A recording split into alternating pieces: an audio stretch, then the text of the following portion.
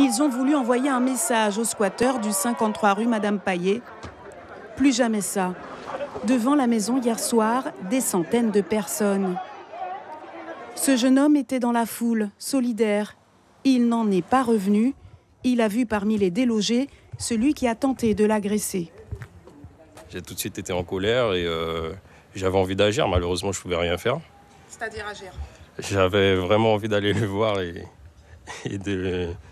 pour être franc, de lui passer à tabac. Je me suis dit, voilà, c'est quelqu'un qui essaye de me braquer moi. S'il a essayé de me braquer, il a sûrement dû essayer de braquer d'autres personnes.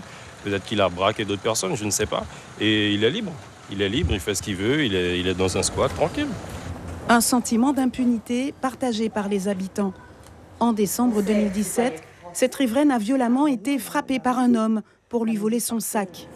Elle s'est battue avec l'individu et a réussi à lui faire prendre la fuite. Aujourd'hui, elle est soulagée, mais aussi très amère. Malgré sa plainte, l'homme n'a pas été inquiété. La police est arrivée. C'est quelqu'un du squat. Et il y avait des gens qui étaient sur leur balcon, des riverains qui ont dit, et effectivement, c'était quelqu'un qui habitait dans le squat. Ce que vous dénoncez, d'une certaine façon, c'est qu'il n'y ait pas eu d'enquête vraiment, enfin que votre agression soit restée impunie? Ah ben c'est ça, c'est le laxisme du procureur, donc de l'État.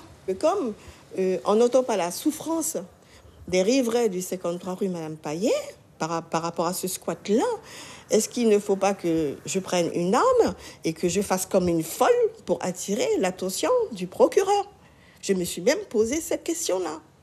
Et je peux vous dire, entre autre chose, j'ai même pensé à vendre ma maison. Est-ce qu'on doit arriver à ce stade-là pour être protégé par l'État? Une situation que comprend le directeur de la sécurité publique.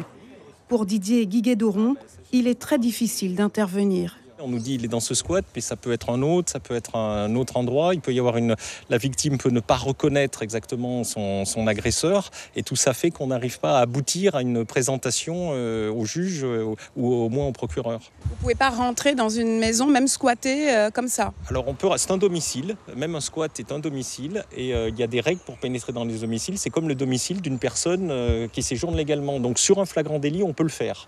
Sur un vol avec violence, par exemple, on peut rentrer, on va interpeller la personne et on va aller faire une perquisition. Mais encore faut-il que ça ait été le cas là au 53. Moi j'ai regardé depuis le début de l'année, ça n'avait pas été le cas. On n'avait que des petites infractions comme du tapage, des choses comme ça qui là ne nous permettent pas de rentrer. Donc il faut une plainte pour que vous puissiez intervenir, une plainte pour vol ou agression par exemple? Il nous faut une plainte d'une victime et il faut qu'on arrive à identifier la personne et son domicile. Et souvent ça c'est compliqué. La rue Madame Paillet a aujourd'hui retrouvé son calme. Un problème juste déplacé ailleurs.